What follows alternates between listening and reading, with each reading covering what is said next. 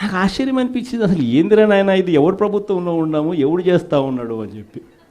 వైఎస్ఆర్సీపీలో మన కార్యకర్తలు మనోళ్ళందరూ వ్యవస్థీకృత నేరాలంట. అసలు వ్యవస్థీకృత నేరాలు చేస్తూ ఉండేది ఎవరు?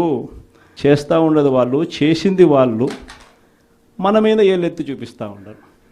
నిజంగా ఇవన్నీ చూసినప్పుడే అసలు ఎందుకు జరుగుతూ ఉన్నాయి ఇవన్నీ అని చెప్పి చూస్తే, రైస్ ఎక్స్పోర్ట్స్లో ఆంధ్ర రాష్ట్రం, ధాన్యం ఎక్స్పోర్ట్, బియ్యం ఎక్స్పోర్ట్స్లో ఆంధ్ర రాష్ట్రం నెంబర్ 1గా ఇప్పుడు నుంచి కాదు, దశాబ్దాలుగా మనమే నెంబర్ 1. తెలంగాణ నుంచి బియ్యం మన దగ్గరికే వస్తుంది, ఆంధ్ర నుంచి రైతులు పండించిన బియ్యాన్ని ఇక్కడి నుంచి ఎక్స్పోర్ట్ చేస్తారు. అదే తప్పేం కాదు, ఎప్పటి నుంచో దశాబ్దాలుగా జరుగుతూ ఉంది.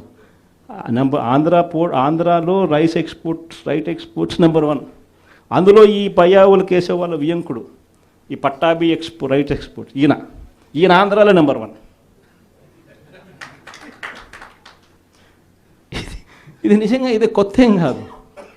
ఎందుకనంటే ఇది ఎప్పటి నుంచో జరుగుతూ ఉండేది. బియ్యం అనే రైతులు పండిస్తూ ఉన్నారు, రైతులకు గిట్టుబాటు ధర రావాలి, రైతులకు మంచి రేటు రావాలి అని అంటే ఎక్స్ట్రా పండించిందంతా రైతులు ఎక్స్పోర్ట్ చేసుకుంటూ ఉండే సాంప్రదాయం ఎప్పటి నుంచో జరుగుతూ ఉంది, జరుగుతూ ఉంది. అయితే దీన్ని ఎలా ట్విస్ట్ చేస్తూ ఉన్నారు అనేది ఇప్పుడు ఆశ్చర్యం. మన ప్రభుత్వంలో డీలర్ల వ్యవస్థను మనం పక్కన పెట్టి ఇంటి వద్దకే బియ్యం సప్లై కింద మనం MDUs తీసుకొచ్చి, మొబైల్ డిస్పెన్సింగ్ యూనిట్లను తీసుకొచ్చి ఇంటి వద్దకే బియ్యం సప్లై తీసుకుపోయినాం. మొట్టమొదటిసారిగా మనం బియ్యం క్వాలిటీని పెంచినాం, మధ్యస్థు సన్నకార బియ్యం ప్రమోట్ చేసినాం, ఇవ్వడం, స్వర్ణ బియ్యం అని తీసుకొచ్చి సాటెక్స్ చేసి 800 కోట్ల సంవత్సరానికి అదనపుగా ఖర్చు పెట్టి బియ్యంలో నూకల శాతం తగ్గించి సాటెక్స్ చేసి ప్రజలకు మంచి బియ్యం, తినగలిగిన బియ్యం ఇస్తే వాళ్ళు ఎదురు అమ్ముకునే పరిస్థితి ఉండదు అని చెప్పి దానికి ఫుల్ స్టాప్ పెట్టే కార్యక్రమం చేసింది ఎప్పుడైనా జరిగింది అంటే అది ఒక్క వైఎస్ఆర్సీపీ ప్రభుత్వ హయాంలోనే జరిగింది. ఈరోజు వీళ్ళు ఏం చేస్తూ ఉంటారు? ఈరోజు ఒక పద్ధతి ప్రకారం ఫస్ట్ ఇంటి వద్దకే బియ్యం ఆపేసినారు.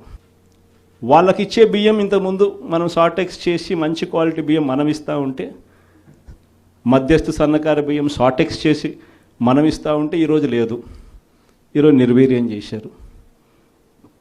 చేసి వీళ్ళు ఇవన్నీ చేస్తూ ఉండి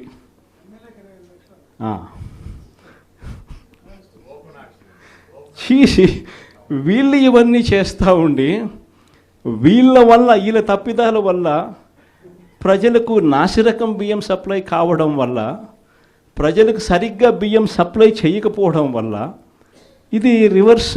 ప్రజల దగ్గర నుంచి ఈ డీలర్లు కొనుక్కోవడం, ఈ డీలర్ల దగ్గర నుంచి ఎమ్మెల్యేలు తీసుకోవడం, ఎమ్మెల్యేల దగ్గర నుంచి ఎక్స్పోర్ట్స్, ఇది జరుగుతూ ఉండదు. ఇప్పుడు తప్పు వీళ్ళు చేస్తూ ఉండి ఇంకొకరి మీద ఏళ్ళెత్తి చూపిస్తారు.